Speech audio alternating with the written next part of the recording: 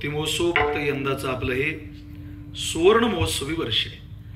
जवळजवळ 49 वर्ष झाली आपली ही उपासना चाललेली आहे आणि चाललेल्या उपासनेला यंदा 50 वर्ष तब्बल पूर्ण होत आहे. 50 वर्ष म्हणजे आताच्या कालावधीत खूप मोठी तफावत झाली या काळात. आपण बघा इतके उत्सव पाहायला मिळत नाही. ज्यांनी हा उत्सव चालू केला त्यातली काही माणसं आज हजर सुद्धा नसतील. ज्या वेळेला हा उत्सव चालू झाला त्यावेळेला काही लोकांना पुसटचा आठवत असेल. अशी अनेक माणसं या कीर्तनात बसलेली आहे की जे या कार्यक्रमाचं अमृत महोत्सवी वर्ष पाहणार नाही. अशी अनेक माणसं या कीर्तनात बसलेली आहे ज्यांनी या कार्यक्रमाचा रौप्य महोत्सव पाहिला नाही. पण सुवर्ण महोत्सव साजरा करण्याचं भाग्य या दोन्ही पिढीला मिळालं. ज्यांनी रौप्य पाहिला नाही त्यांनाही मिळालं आणि जे अमृत उत्सव पाहणार नाही त्यांनाही मिळालं. त्यामुळे सुवर्ण महोत्सव अत्यंत महत्वाचं आहे, मोलाचं आहे. कालमापनामध्ये आपल्याला सगळ्यात छोटंसं माप माहिती सेकंदाचं.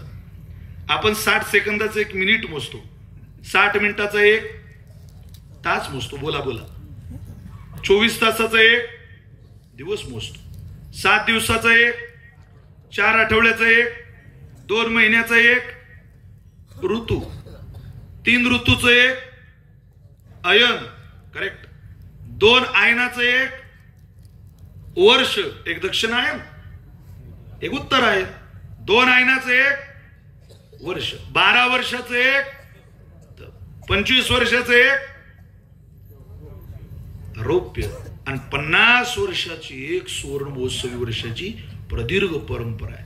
हा इतका सगळा कालावधी आपण या परमार्थिक साधनेमध्ये व्यतीत केला आणि हा व्यतीत केलेला कालावधी आज मात्र आनंद देतोय. होते बहुता दिवसा आर्त वागविले, आजी अकस्मात फळ देऊ आले. दृष्टी श्री हरीची देखिली पाऊले, घेतले जन्म मागे सार्थक त्याचे झाले. येडोबारे असं म्हणतात आज सार्थक झालं बुवा. जेव्हा जेव्हा सोन्याचा काळ आयुष्यामध्ये येतो त्या दिवसाचं वर्णन संतांनी केल्याचं दिसतंय. तुम्ही सुवर्ण महोत्सव साजरा करता असं नाही. अहो संतांनी सोन्याचा दिवस साजरा केला. सोनियाचा दिवस आजी अमृते पाहला, नाम आठविता रूपी प्रगट पै झाला. गोपाळा रे तुझे ध्यान लागो मना, गोपाळा रे तुझे ध्यान लागो मना. सहज ते ध्यान मला लागो. आज बरं झालं सोन्याचा दिवस आम्ही अमृताच्या दृष्टीनं पाहिला. असा अमृत दिवस अमृताच्या दृष्टीत कोरून ठेवावा असा सुवर्णाचा दिवस पाहण्याचं भाग्य आपल्या समस्त देवोशी ग्रामस्थांना या ठिकाणी मिळालेलं आहे. आपल्या सगळ्यांना अंतःकरणपूर्वक प्रणाम करतो. पत्रिकेवरची नावं वाचूनच आनंद झाला. स्वानंद सुखनिवासी गुरुनाम गुरु सद्गुरु वाजवणीकर बाबांच्या पदस्पर्शानं पुनीत झालेली ही भूमी.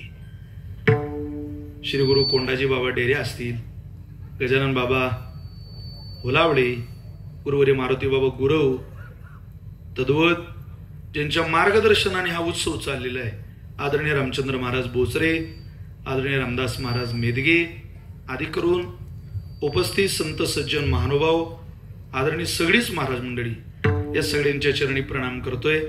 ग्रंथराज ज्ञानेश्वरीचं पारायण ज्यांच्याकडे व्यासपीठ आहे, श्रद्धेय रामचंद्र महाराज बोचरे, श्रद्धेय मनोहर महाराज बच्चे, जे पवित्र भूमीतून या ठिकाणी आलेले आहेत. मला ज्यांनी या कार्यक्रमाचं निमंत्रण दिलं, आपल्या सगळ्यांच्याच माध्यमातून माझ्याशी संपर्क साधला, असे आदरणीय बंधू विष्णू महाराज बच्चे महाराजांना सुद्धा अंतःकरणपूर्वक धन्यवाद देतो, प्रणाम करतो.